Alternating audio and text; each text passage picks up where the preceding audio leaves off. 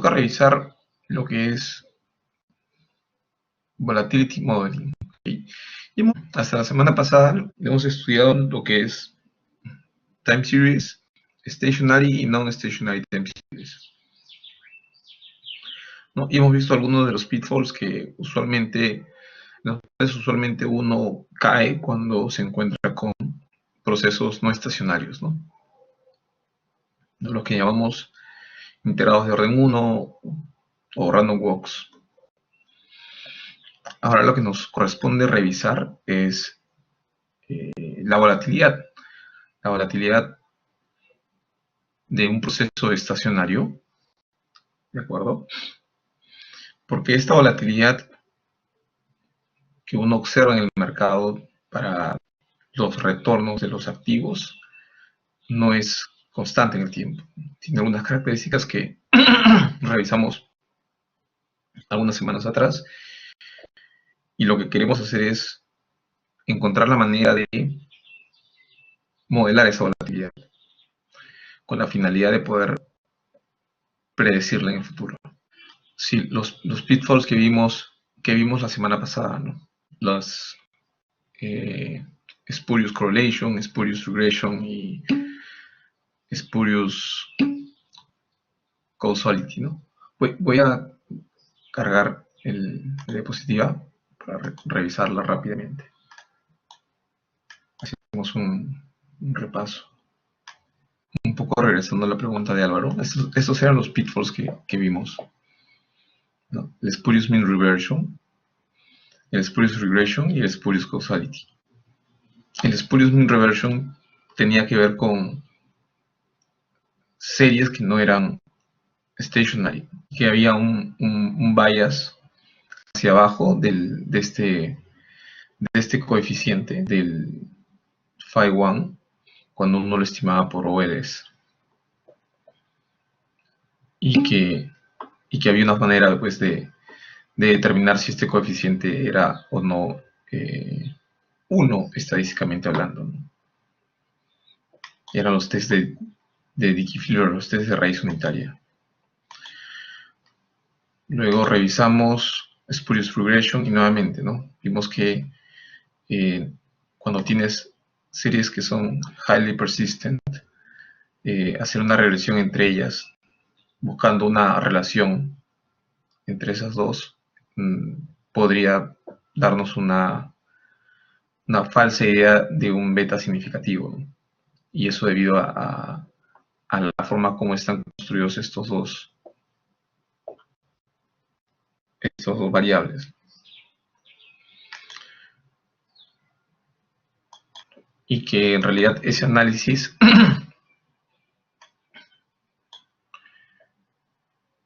se podía levantar cuando uno hace una regresión en diferencias. Y tercero, ¿no? Tenía que ver con el hecho mismo de que si uno encontraba alguna combinación lineal de dos highly persistent time series que era stationary, entonces hablamos de series cointegradas, ¿no? Y habían aplicaciones como el pairs trading de este framework, ¿no?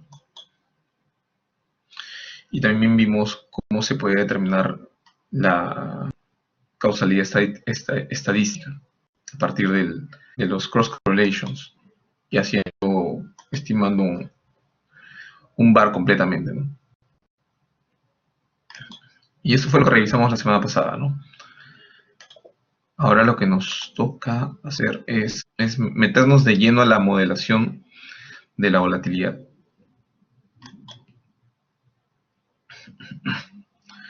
Entonces, este es la tabla de contenido. Vamos a hacer una breve introducción, analizar un modelo de varianza bastante simple, y después de eso vamos a ver el modelo Garch. Ya, eso, bueno, por ejemplo, vamos a revisar estos FATs o volatility. O sea, sabemos que la volatilidad no es observable. No es que uno va al Bloomberg y extrae la volatilidad directamente del mercado, ¿no? Como como precio de los activos. Eso no es posible, porque la volatilidad es una variable no observable. Lo que uno hace, ¿no? Lo que puede hacer uno es extraerla a partir de la información que tiene de precios o de retornos. Y a pesar de no ser observable, tiene algunas características comunes, ¿no? Uno es, existen estos fenómenos que se llaman volatility clusters, lo que significa que hay periodos de tiempo en los cuales la volatilidad se acumula o se presenta de manera continua, y hay periodos en los cuales no hay mucha volatilidad. Si vamos y vemos el gráfico superior de la izquierda, este de aquí, vamos a ver que este es los daily returns del S&P 500, ya desde el 80 hasta el 2018. Y vamos a ver que hay periodos, ¿no?, en los cuales hay alta volatilidad, ¿no?, y hay periodos que no. Por ejemplo, este de acá. Otra característica de la volatilidad es que esta evoluciona continuamente. Difícilmente vamos a ver saltos en la volatilidad. O sea, de un día a otro la volatilidad no suele saltar. La volatilidad se empieza a construir poco a poco. Una tercera característica de la volatilidad es que es stationary. La volatilidad no diverge. No diverge al infinito, no hace eso ahí. La volatilidad es un proceso estacionario.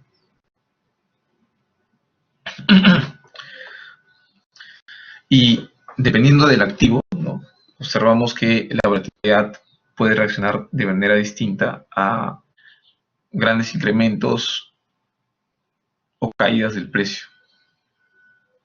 Es decir, si el precio de un activo aumenta en 10% o cae en 10%, el efecto sobre la volatilidad no va a ser el mismo, a pesar de que el movimiento ha sido, si quieren, en porcentaje el mismo. De hecho, cuando el precio cae, la volatilidad es mayor, ¿no? Y a ese efecto le vamos a llamar el leverage effect. Entonces, cuando uno trata de modelar la volatilidad, cualquier tipo de serie, la academia y la práctica, ¿no?, los practitioners y los researchers, lo que tratan de hacer siempre es buscar que el modelo replique estas características. Y ese es el objetivo de los modelos que vamos a ver a continuación. Lo que decía es que, dadas estas 4 características y algunas otras más, lo que busca, ¿no?, los researchers o practitioners es encontrar modelos o usar modelos que reproduzcan estas características. O sea, que pueda reproducirte un clúster de volatilidad, que pueda ser continuo en el tiempo, que sea stationary y que reaccione distinto a incrementos o caídas de precio. Y lo del leverage effect es, tienes el precio de un activo, ¿ok? Este precio puede, ¿no?, subir o bajar. Si sube 10%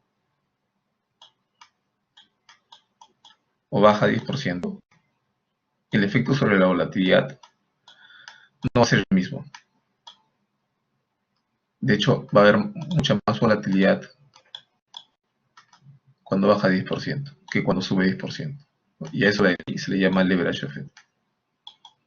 ¿Por qué? Porque tiene que ver con la forma como está armada la hoja de balance, ¿no? Tienes deuda, debt, equity.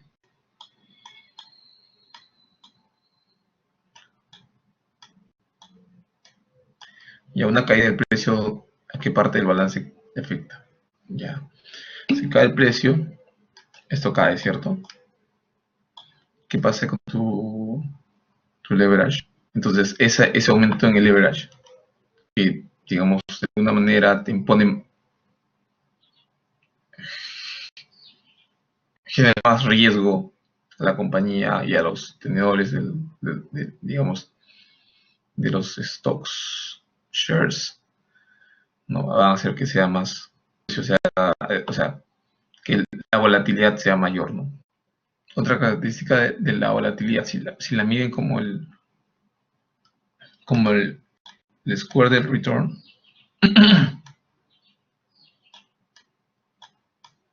es que tiene en positive autocorrelation, ¿no? Ahí estoy acá. Esa es otra característica de la volatilidad. Si la miden por el square return, ¿no? Es decir, ustedes calculan el square del return y luego calculan el ACF de eso, van a ver que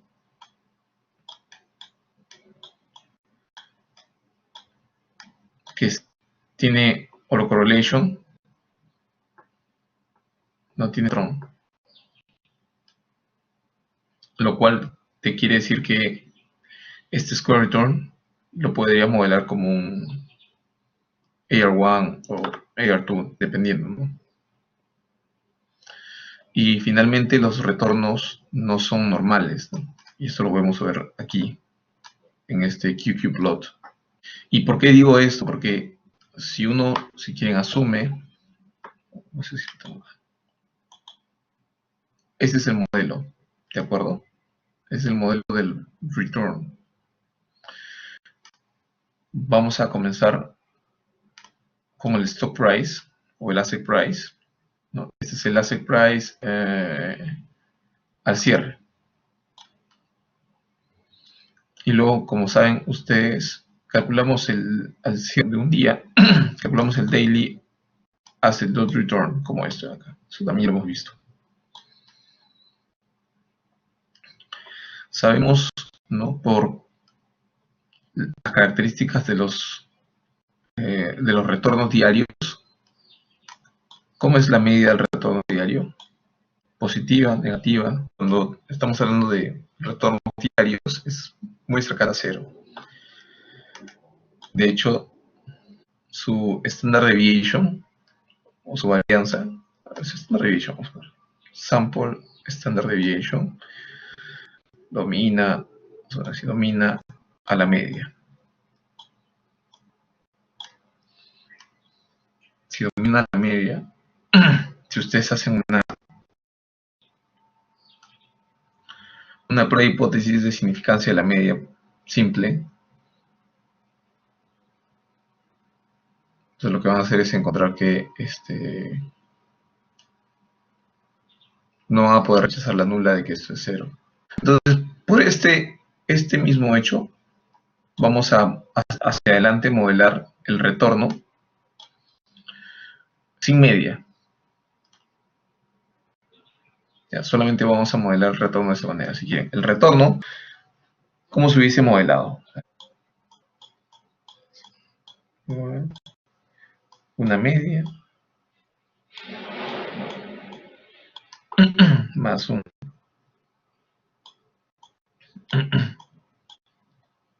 epsilon t plus 1. ¿Y por qué lo modelamos de esta manera? ¿Recuerdan? ¿Por qué no lo modelo como un AR1? ¿Porque no es estacionario? El retorno sí es estacionario. A ver, voy a poner el grafito. Ese es el ACF del retorno. Tienes la banda de confianza de Bartel y tienes la banda de confianza robusta, si quieres, de la prueba de hipótesis, la prueba individual de autocorrelation. ¿Qué significa esto primero? O sea, ¿qué significa que no salga de la banda? ¿Cuál es la prueba de hipótesis del test de autocorrelación? Tenemos varios, el Box, todos esos que vimos la otra vez, tipo el ATI y esos. Ya, este de aquí es el de Bartel. Ajá, el de las bandas azules, sí. Así es. El de Bartel, ¿cuál es la prueba, cuál es la hipótesis nula? El autocorrelation era 0, creo. Estoy chequeando mis apuntes. Ajá. Sí, que la autocorrelación de todos los órdenes son 0. Tú pruebas cada uno y ves. Y si está dentro de la banda, Era porque era estadísticamente porque correcto, no puedo. ¿no? No puedes rechazar la nula. Ujú. Pero como no puedes rechazar nula, tú dices, ok, como ese proceso no tiene autocorrelation. Si no tiene autocorrelation, que es lo que pasa con el retorno diario de los activos, entonces puedes estimar un one. O sea, aquí lo que estoy viendo es, para el Bartel algunas veces se sale, ya, ok, ¿no? Pero para el robusto, sí, para el Bartel robusto nunca sale de las bandas. Eso quiere decir que las autocorrelaciones no son diferentes de cero estadísticamente hablando. Entonces no puedes rechazar la nula. Si no puedo rechazar la nula para ningún rezago, entonces no hay AR. Ujú. Y eso es un poco lo que les digo acá. Aquí no voy a poder poner un componente autoregresive en mi modelación, porque sé que los retornos diarios no tienen autocorrelation. Es muy chiquitita. Entonces lo voy a modelar. O sea, lo que usualmente. Uy, perdón. Me queda una duda de, entiendo que el caso de Bartlett, tú, digamos, tengas bandas de confianza que lo establecíamos con el Z por el error estándar, pero dijiste algo de bandas robustas, algo así, no me quedó claro. Ah, sí, sí, sí. Lo que pasa es que para la prueba individual tenemos dos tests. El test de Bartel, que lo habíamos visto, que el, el estándar de error, ¿no? Era 1/raíz de t. Y con eso determinábamos la banda, ¿no? Y como es constante, por eso la banda es flat. Pero hay otra manera de estimar esa banda con una prueba más robusta. Y se usa lo que sucede es que el test de Bartlett asume que tu serie es normal. Si tu serie no es normal, tienes que usar otro tipo de test, ¿no? Entonces, este test de aquí, el que tiene la banda rojita, que no es constante, es distinto para cada lag, es un test que considera la no constancia de la volatilidad o la no normalidad de tu serie. Porque lo que haces es, para construir tu estándar de error, consideras los robust residuals. Ah, o sea, es como que una banda de confianza para cada uno, pero consideran una varianza no estacionaria. Claro, sí, considerando una serie que no es normal. Ah, Porque perdón, una Bartlett serie que no es asume normal, que es normal. claro. Ah, ¿no tiene nada que ver la varianza en esos casos? ¿O sí? Podría ser que la varianza haga que no sea normal. Ujú. Ah, ya, ok, gracias. Claro, claro, podríamos estar rechazando, pero como les digo, como la serie no es normal, entonces tal vez el mejor test no es el test de Bartlett.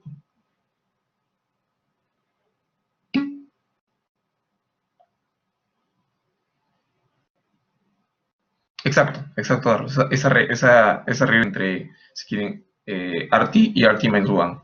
Y el beta, ¿no? Que van a utilizar es el beta de la estimación y el standard deviation se construye con los robust residuals. O sea, se modifica la matriz de varianzas-covarianzas con una matriz que considera este. Ah, ok. ¿Cómo se...? Ya. Aquí lo que tienes es... no, no, no. O sea, lo que tienes aquí son los theoretical quantiles y acá tienes tus sample quantiles. Estos theoretical quantiles los puedes... Ahorita regreso a tu pregunta, Carlos. Termino la explicación de aquí y para dar una pensada. Ya, chévere. Tengo aquí los theoretical quantiles, ¿ya? De la normal. Y aquí también tengo los sample quantiles que vienen de tu data, tu empirical quantile de tu data, de tus returns. En este caso es del S&P 500, del return del S&P 500. Entonces, si es que tu sample quantile fuera normal, todos estarían sobre esta línea.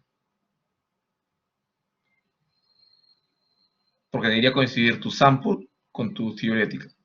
Y si salen de la línea, ¿no? Como pasa aquí, eso quiere decir que no es normal. Es una prueba visual. O sea, la prueba estadística debería ser un test de Harke-Vera, si quieren. Sino que el QQ-plot te ayuda visualmente a identificar rápidamente si una serie es normal o no. Y regresando a lo que nos preguntó Carlos, o sea, toda la reacción es explicada por el error. Ah, ok, claro, de alguna manera, ¿no? O sea, lo que pasa es que no. Ya, vamos a regresar a esta. Tú dices aquí, ¿no, Carlos? Acá. Sí, claro. Ajá, claro, solamente error. O,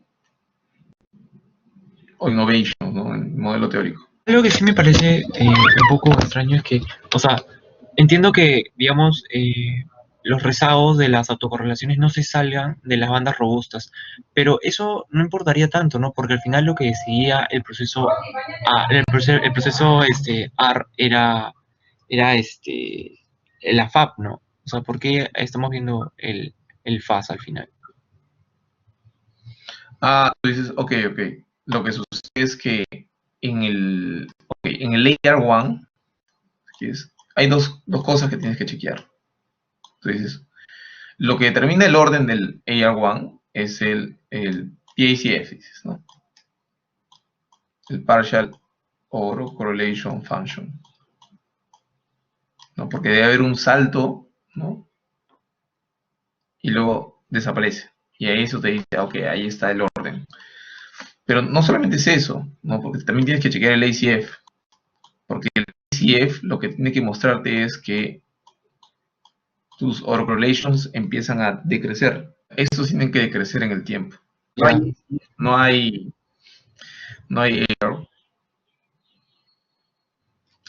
Ya. Ah, claro, me tiene que dar como ese patrón si quieres verlo así. Claro, acá decrece y aquí hay un spike, ¿no? Y luego ceros.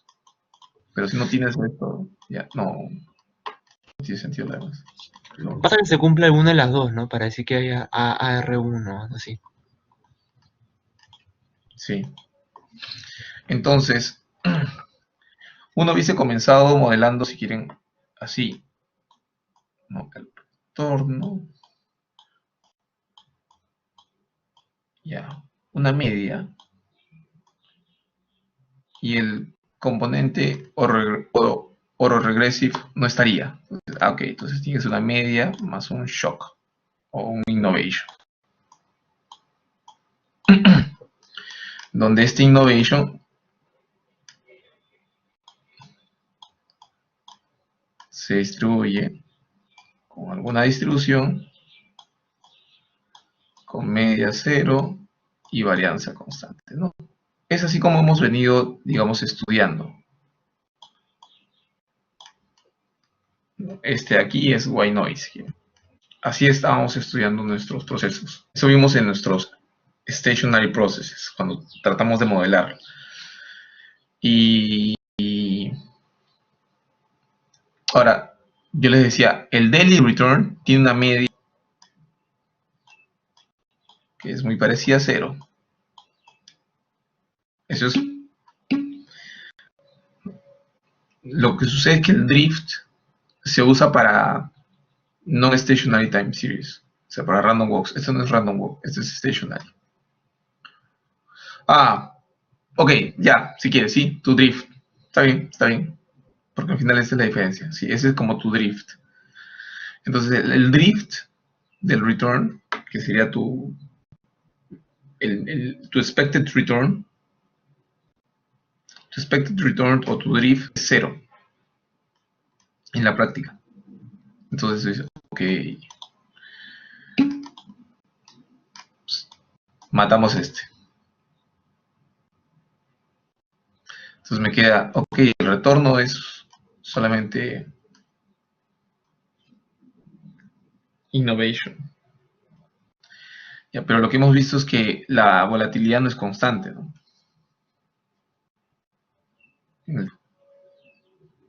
Eso lo hemos visto hace un rato. Entonces, este sigma no es constante.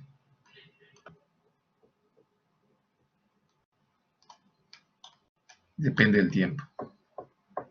Entonces, para modelarlo como una volatilidad no constante, escribimos el epsilon t como un sigma t por un zt, donde este de acá sí es normal, estándar normal. Profe, una cosita. La razón por la que borras la media era porque habíamos visto que los daily returns tenían una media cercana a cero. Es que cuando hablo de la otra parte como que me confundí un poco. Sí, cuando la media del daily return es muy cercana a cero. O sea, elimino si quieren, cualquier componente oro regressive porque su ACF es prácticamente cero o es muy chiquito. Y elimino la media porque efectivamente si uno calcula la media del daily return es también muy chiquitita. Y es difícil de estimarla, de hecho. Y finalmente me queda el innovation, pero sabemos que la volatilidad no es constante. Entonces podemos escribir el innovation como un producto de dos términos. Uno, una volatilidad aquí que depende del tiempo y un pure innovation, ¿no? Que es IID normal, estándar normal. ¿No? Y esta forma de modelar el return es muy, va a capturar muchas de las características de la volatilidad. De hecho, ya está capturando características del retorno, ¿no? Porque el retorno no es predecible, ¿no? Y tiene media cero. Y tiene volatilidad no constante.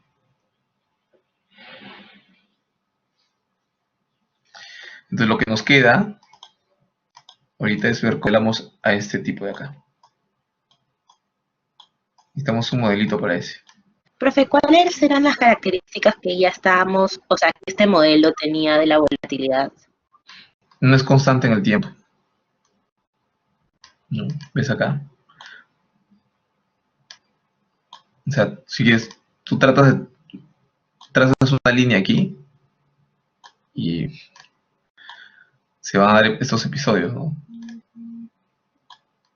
sea, si fuera constante, si quieres, si tú simulas un proceso en R stationary con una varianza constante, va la serie de tiempo que vas a generar de manera, va a mostrarte que los movimientos están más o menos dentro de ciertas bandas de confianza, ¿no? Eso quiere decir que la volatilidad, ¿no?, es constante. Pero si empieza a salirse, a veces cerrarse, ¿no?, como lo que aparece aquí con el daily return del S&P 500, estás viendo que la varianza no es constante, definitivamente. Así que miremos este proceso, miren, y voy a mostrarles algo que hayamos hecho en R. Sí, profe, por lo que veo que digamos, el retorno que tuviste y le pusiste más el error, no es que tomaste esperado, sino que simplemente lo volaste porque en la práctica, digamos que no hay ese mu, ¿no? Es como que cero y ya está, ¿no? Sí. A ver, vamos a... Y es one debería ser stationary, entonces yo hago un plot on type.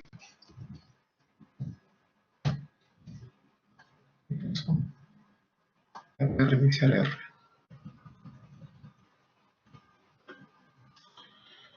Ya.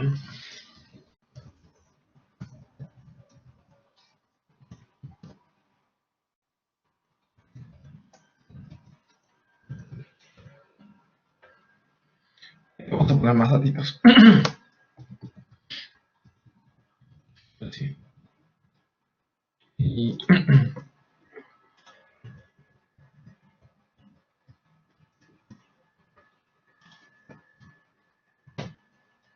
Entonces, si ustedes ven el gráfico del Layer 1 Stationary, se van a ver que esto más o menos va a oscilar sobre lo mismo. No va a tener esos movimientos bravos, digamos, abruptos. Y eso va subiendo y bajando porque tiene positive autocorrelation. Si fuera así, lo cual definitivamente no pasa con el return de los prices.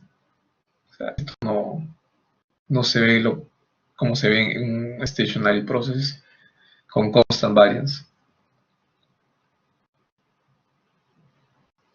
Entonces, es por eso que debemos modelarlo de esa manera, ¿no? La pregunta es, ¿cómo modelamos esta varianza no constante? Ahora lo que nos corresponde es, y ese es justo el medio del asunto de esta clase, ¿no? Es cómo modelamos esta volatilidad. O sea, al final, si quieren, el bottom line es, yo quiero modelar el retorno. Pero para modelar el retorno adecuadamente necesito modelar la volatilidad. Entonces vamos a ver algunos modelos, ¿no? Un modelo bastante simple para la volatilidad es este de aquí, el modelo en el cual tú vas a utilizar para la volatilidad, o si quieren, para la varianza, porque lo que se va a modelar es la varianza. Y a partir de la varianza obtienes la volatilidad tomándole la raíz cuadrada. ¿No? Tú dices, ok, tengo mi variance acá.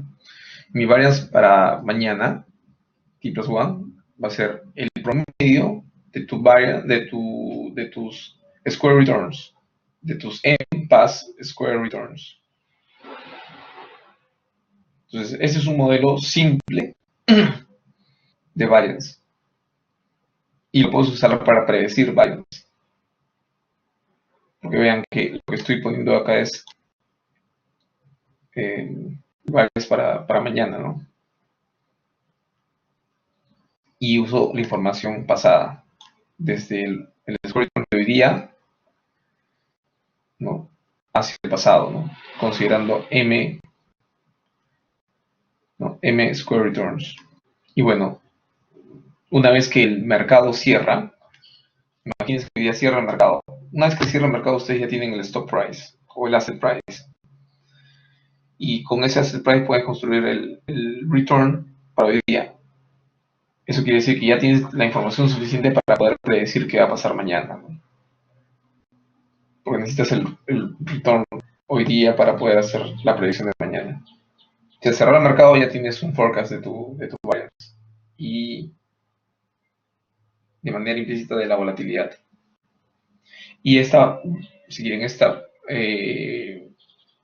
volatilidad, nuestra variance, la pueden usar para poder simular, pues, retornos. ¿No? Retornos pueden usarlo, ¿no? Simulando un shock, IID normal estándar. ¿No? Y con la volatilidad. ¿Cuál es las desventajas de este modelo? No, porque es un modelo simple, no necesita mucha ciencia. Lo que hacen es toman su data histórica de returns, ¿no? Calculan el square return y luego toman un promedio. Y van moviendo esa ventana de M observations. Y con eso ya tienen una predicción y inclusive una estimación de la volatilidad. Sí, hasta today. Y con eso predices tomorrow's volatility. Pero puedes ir al pasado, si quieres, y empezar a construir esa volatilidad, porque recuerda que esa volatilidad no es observable. O sea, tienes que back out de tu data. Entonces puedes ir construyéndola de a poquitos. Supongamos que M100, ¿no? Y te vas 4 años en el pasado, ¿no? Tomas las 100 observaciones y obtienes la variance para el día siguiente. Y así, mueves la ventana, forward, one day, y construyes el siguiente variance, y así. Vas a ir calculando la variance para cada día. Tomas la raíz cuadrada de todas ellas y ya tienes tu volatility. Como variable no observable ya las back out de la data.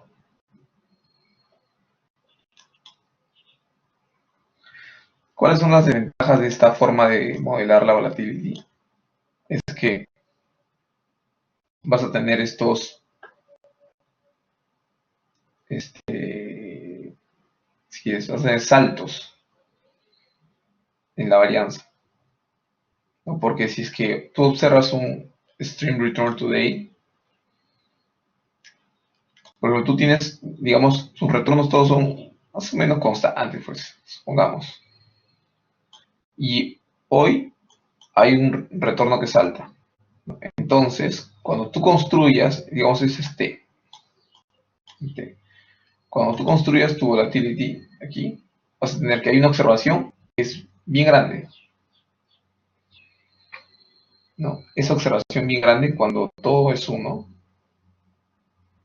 va a hacer que tu variance salte 1/m, ese square return.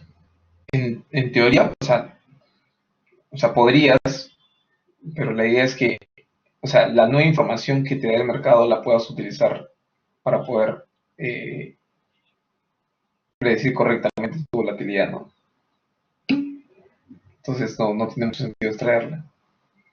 Ya es un problema endógeno del modelo, sí, pues. Porque recuerda que tú sacas la última, no sé, porque tú tienes M observations, M returns, tú tienes aquí 1, pues es 1.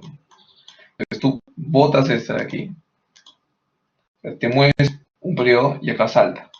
Entonces sacas que puede ser un retorno chiquito, y entra un retorno grande. Y eso va a hacer que salte tu variance. Ese es uno de las ventajas. La otra es, no sabes cuánto elegir, cuánto es M. ¿Cuánto debería ser M? Y dependiendo si M es grande o pequeño, eso también cambia la dinámica de tu variance. Si tomas un M pequeño, tu variance se va a mover bastante. Si tomas un M grande, tu variance va a ser bastante, digamos, flat. O sea, va a ser bastante smooth, no se va a mover mucho. Y esa es la segunda desventaja. ¿No? It's unclear how we should choose M. ¿No? Ese es un parámetro clave, ¿no? Claro, tu window size.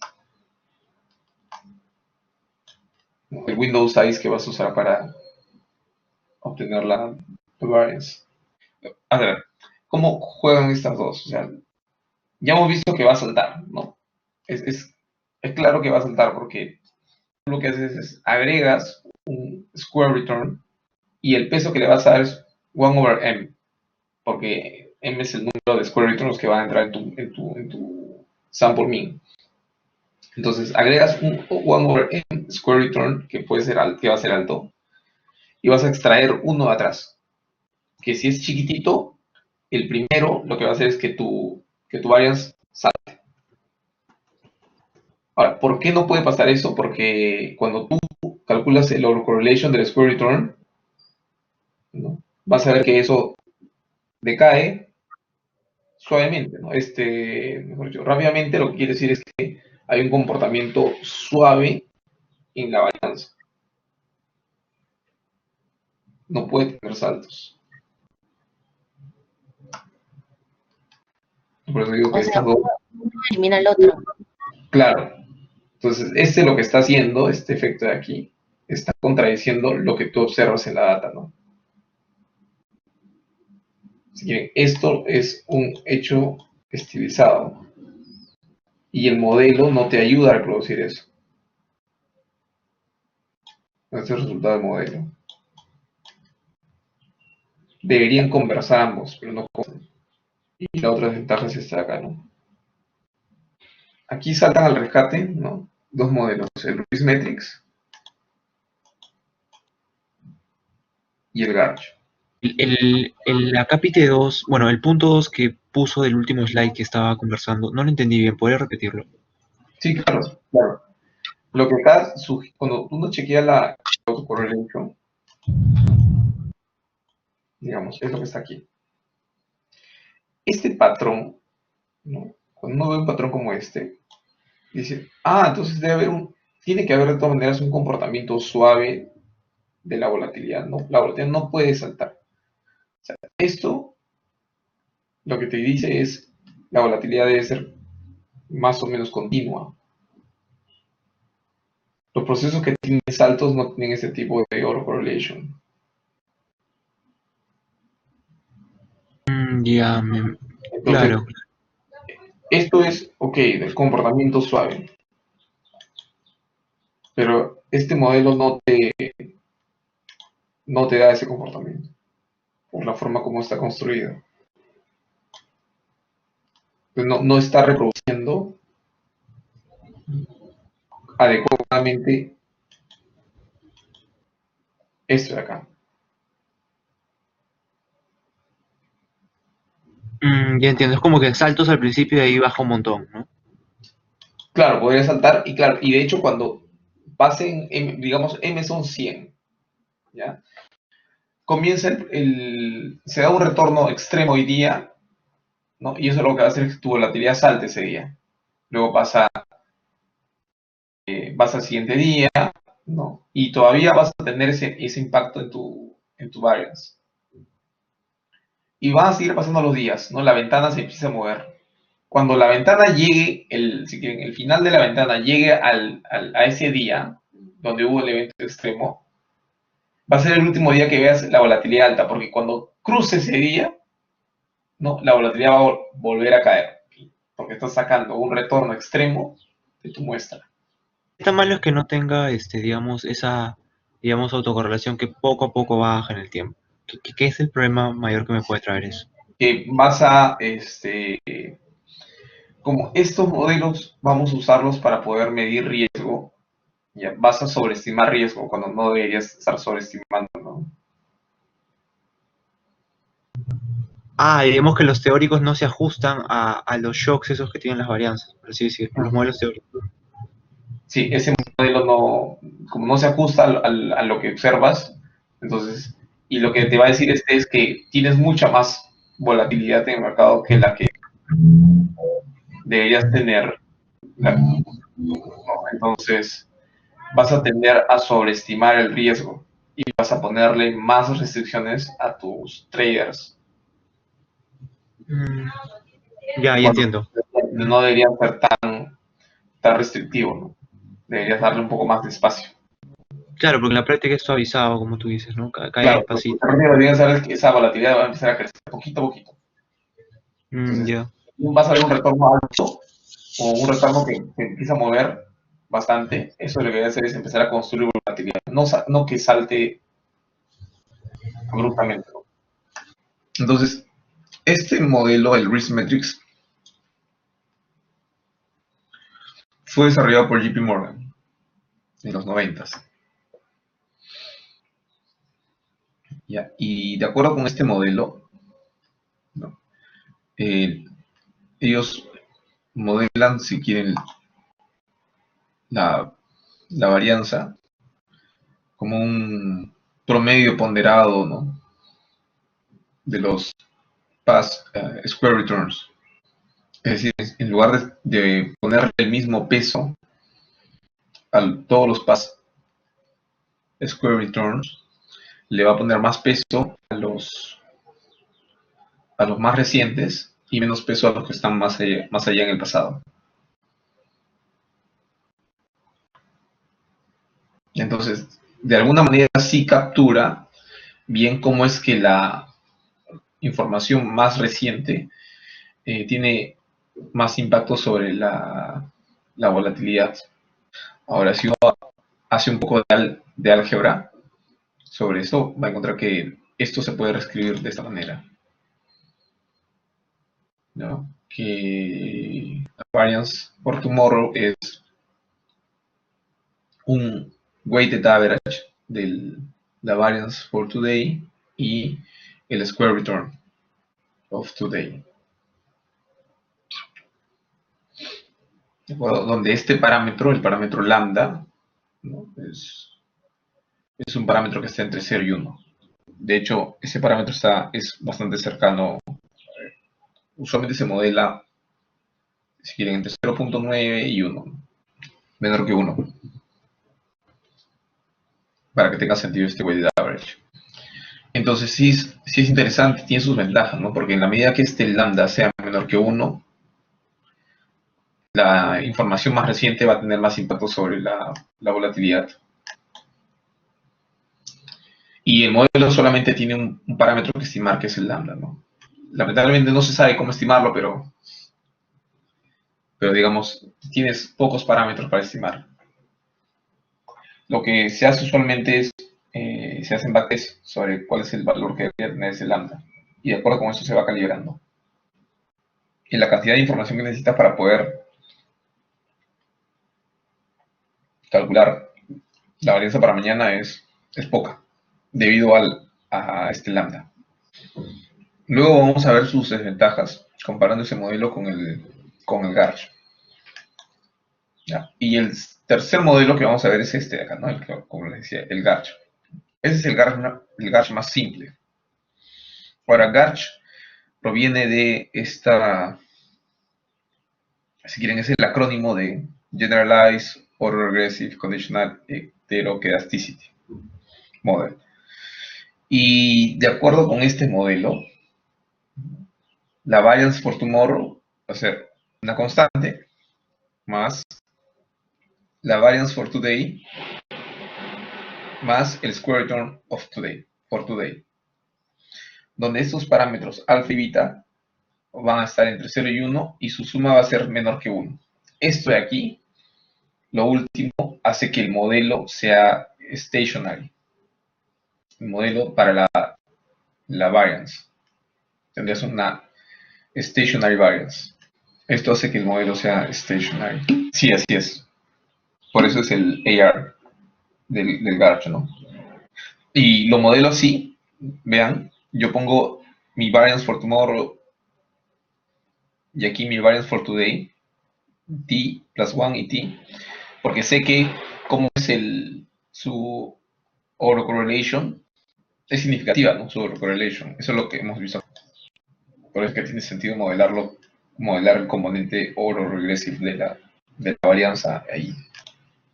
Ahora, como dado esto de aquí, sabemos que es stationary el proceso de la varianza. Si es stationary, les pediría por favor que calculen la varianza de largo plazo. Le llaman el long run average variance. El long run average variance sería, si quieren, el expected value de su variance. Es decir, ustedes calculan el expected value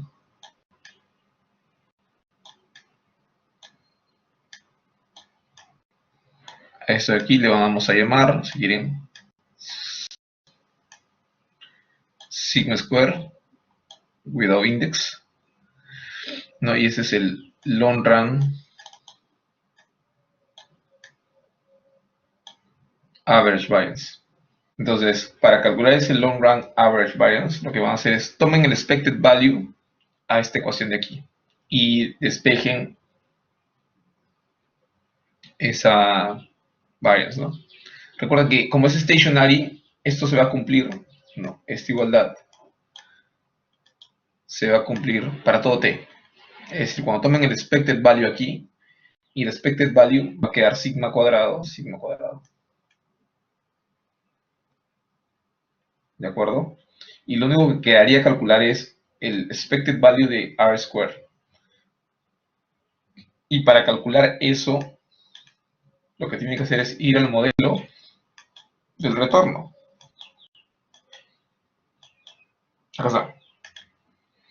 Y aquí lo que van a hacer es, van a tomar el cuadrado de esto de aquí y calcular el expected value.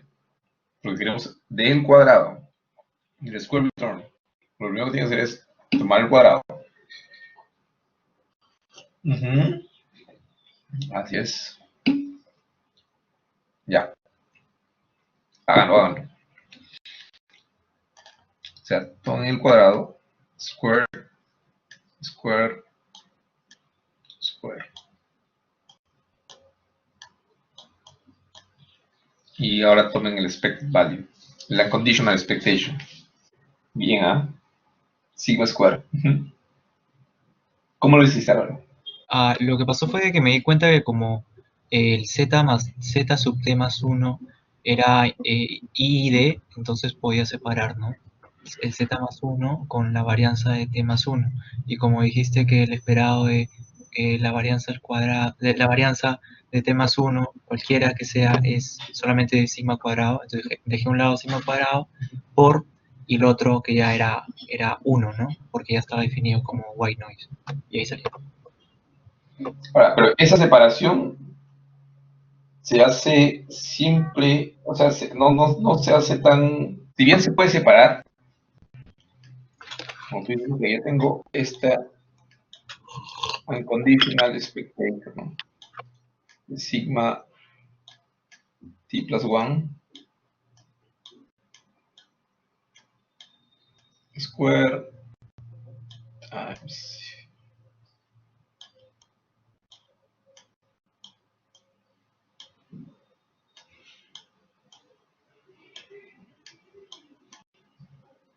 No, tú tienes esto aquí.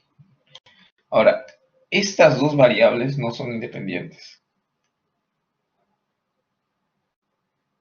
No puedo separarlo.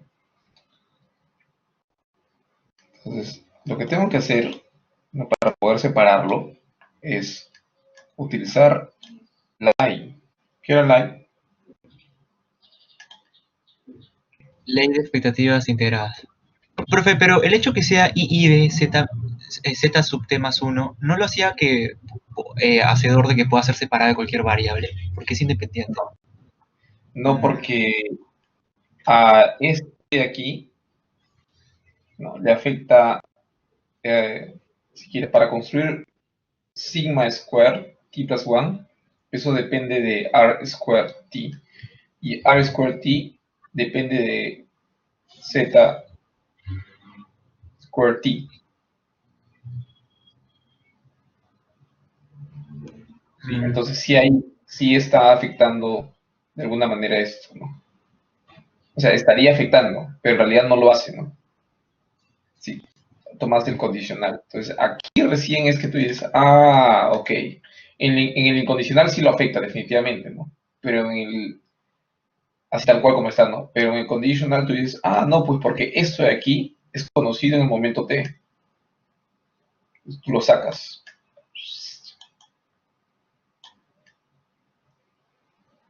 Y ahí ya se queda solamente el expected value, conditional expectation de c t plus 1 square. Y ahí, Claro, si eso es... pero es conocido porque, digamos, está en función todo de t, esa varianza, ¿no? Sea el rismétrico o el otro que vimos.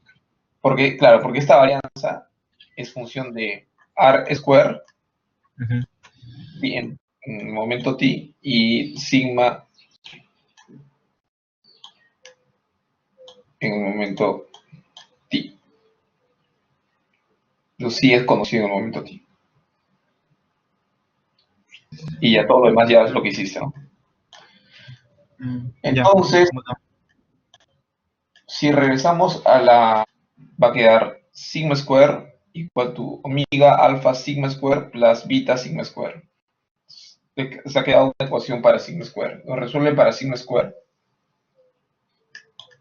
y le va a quedar esa long run average variance. Y si ustedes reemplazan eso en su anterior ecuación, pueden expresar esa ecuación como una ecuación en desvíos. Es decir, que tomorrow variance es igual a to long run average variance plus any deviation from the long run average variance in the square return and in today's variance. ¿no? Multiply by alpha and beta. Es decir, cualquier desvío con respecto a tu long run average variance va a hacer que tu variance for tomorrow cambie. Si no hay desvíos, o sea, si estás en run, tu variance for tomorrow va a ser lo mismo que tu long run variance. Profe, esa última parte puedo repetirlo, lo que es al final. Claro, lo que decía es escribirlo de esta manera, te da otra forma de ver tu variance for tomorrow, ¿no? Porque lo que te dice es que tu variance for tomorrow, ¿ya? El variance for tomorrow se puede construir, si quieren, así, como tu long run average variance más, ¿no?, any deviation from this long run average variance, ¿no? Deviation desde el punto de vista del return o desde el punto de vista de tu variance today, multiplicado pues, por su respectivo peso, ¿no?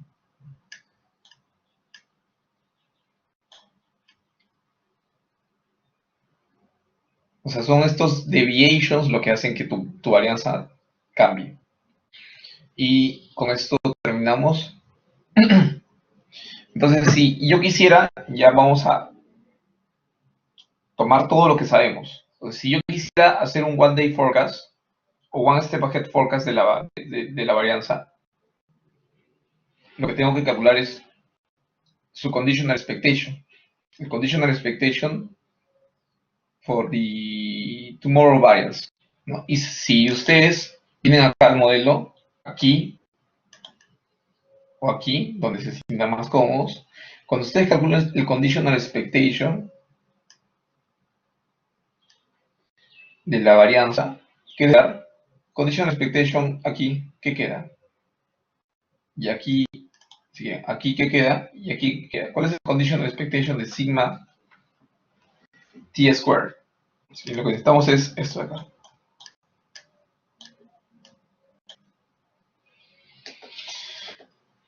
Using information up to time t. ¿Cuál es el conditional expectation de r square t? Sigma square. No, ese es el... ¿Qué hay dos cosas, Omar? Ahí sigma square era de the unconditional expectation. Ahora es el conditional, la conditional expectation. Conditional expectation of sigma t square. ¿Eso qué es? Sigma square nada más. O sea, sigma square. ¿Así? Ah, t minus 1. T minus 1. ¿Seguros? Variance is known. Exacto. Entonces debe ser a time t.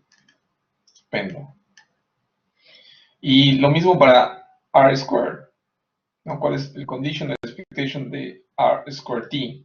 Tiene que ser r squared t. Eso quiere decir que el conditional expectation de sigma t plus 1 square es lo mismo que sigma t plus 1 square. Eso es un poco lo que se dice aquí, ¿no? El one day forecast de la varianza va a ser lo mismo que esto. ¿Ok? Y podemos probar, y eso ya lo dejamos como ejercicio para ustedes, que el K-Days Ahead Forecast of Variance will be given by this expression, donde este alpha plus beta is also known as persistence of the model.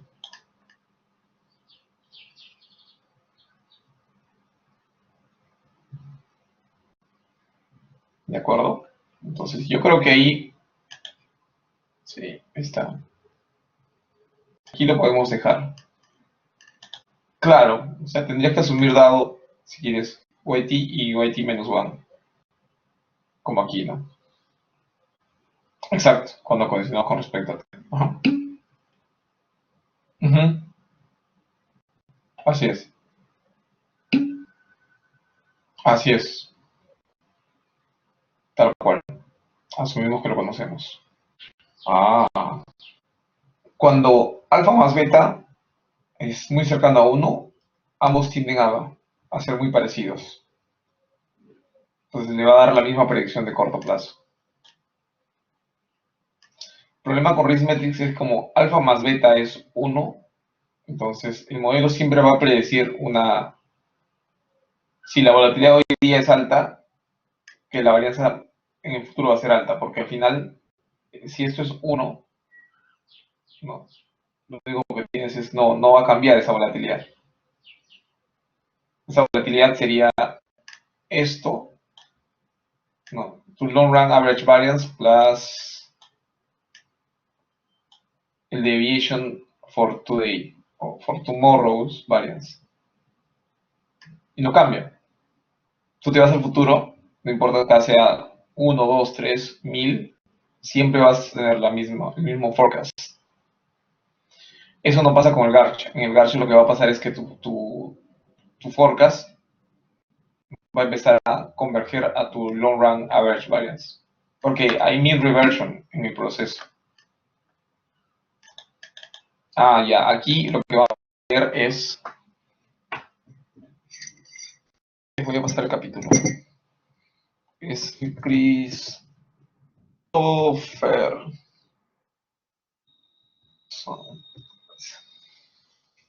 En el material. Le voy a subir el capítulo.